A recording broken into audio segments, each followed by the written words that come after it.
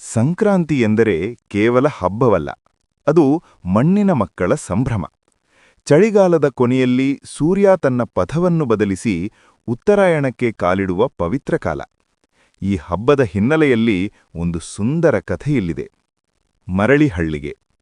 ಬೆಂಗಳೂರಿನ ಐಟಿ ಕಂಪನಿಯಲ್ಲಿ ಕೆಲಸ ಮಾಡುವ ಅನಿಲ್ 5 ವರ್ಷಗಳ ನಂತರ ತನ್ನ ತವರು ಗ್ರಾಮ ಹಸಿರುಹಳ್ಳಿಗೆ ಸಂಕ್ರಾಂತಿ ಹಬ್ಬಕ್ಕೆ ಬರಲು ನಿರ್ಧರಿಸಿದ. ನಗರದ ಜಾಂಜಾಟ, ಗ್ರಾಫಿಕ್ ನಡುವೆ ಮರೆತು ಹೋಗಿದ್ದ ಬಾಲ್ಯದ ನೆನಪುಗಳು ಅವನನ್ನು ಕಾಡುತ್ತಿದ್ದವು. ಅವನ ಪತ್ನಿ ಸುಮಾ ಮತ್ತು ಮಗಳು ಖುಷಿ ಕೂಡ ಹಳ್ಳಿಯ ಹಬ್ಬ ಹೇಗಿರುತ್ತದೆ ಎಂದು ನೋಡಲು ಉತ್ಸುಕರಾಗಿದ್ದರು.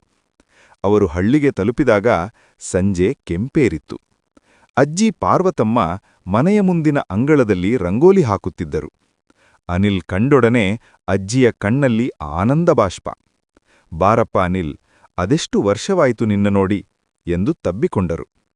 ಮನೆಯಲ್ಲಿ ಹಬ್ಬದ ಸಿದ್ಧತೆ ಭರದಿಂದ ಸಾಗಿತ್ತು. ಅಮ್ಮ ಕಡಲೆಕಾಯಿ, ಬೆಲ್ಲ, ಕೊಬ್ಬರಿ ಮತ್ತು ಎಳ್ಳನ್ನು ಸಿದ್ಧಪಡಿಸುತ್ತಿದ್ದರು. ಎಳ್ಳು ಬೆಲ್ಲ ತಿಂದು ಒಳ್ಳೆಯ ಮಾತಾಡು ಎಂಬುದು ಕನ್ನಡಿಗರ ಮಂತ್ರ. ಅಚ್ಚು ಹಾಕುವಿಕೆ, ಸಕ್ಕರೆ ಅಚ್ಚುಗಳನ್ನು ತಯಾರಿಸುವುದು ಒಂದು ಕಲೆ. ಅನಿಲ್ ತನ್ನ ಮಗಳಿಗೆ ಅಚ್ಚುಗಳನ್ನು ಮರದ ಅಚ್ಚಿನಲ್ಲಿ ಹೇಗೆ ಮಾಡುತ್ತಾರೆಂದು ತೋರಿಸಿಕೊಟ್ಟನು. ಸಂಕ್ರಾಂತಿಯ ಹಿಂದಿನ ದಿನವೇ ಭೋಗಿ. ಅಂದು ಬೆಳ್ಳಂಬೆಳಗ್ಗೆ ಹಳೆಯ ವಸ್ತುಗಳನ್ನು ಸುಟ್ಟು ಹೊಸ ಜೀವನದತ್ತ ಹೆಜ್ಜೆ ಹಾಕುವ ಸಂಕೇತವಾಗಿ ಬಾನ್ಫೈರ್ ಅಂದರೆ ಕಿಚ್ಚು ಹಾಕಿದರು.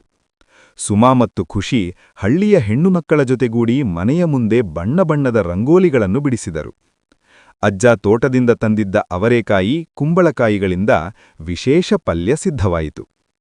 ಹಬ್ಬದ ದಿನ ಬೆಳಿಗ್ಗೆ ಅನಿಲ್ ತನ್ನ ಹಳೆಯ ಗೆಳೆಯರನ್ನು ಭೇಟಿಯಾದನು. ಹಳ್ಳಿಯ ದೇವಸ್ಥಾನದಲ್ಲಿ ಪೂಜೆ ಮುಗಿಸಿ ಮನೆಗೆ ಬಂದಾಗ ಹಟ್ಟಿ ಅಂದರೆ ದನಕರುಗಳನ್ನು ಸಿಂಗರಿಸುವ ಕಾರ್ಯ ನಡೆಯುತ್ತಿತ್ತು.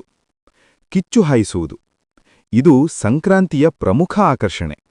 ಸಂಜೆ ವೇಳೆ ಹಳ್ಳಿಯ ಮೈದಾನದಲ್ಲಿ ಬೆಂಕಿ ಹಾಕಿ ಅದರ ಮೇಲೆ ಎತ್ತುಗಳನ್ನು ಹಾಯಿಸುವುದು ಸಾಹಸದ ಕೆಲಸ. ಖುಷಿ ಇದನ್ನು ನೋಡಿ ಆಶ್ಚರ್ಯಚಕಿತಳಾದಳು.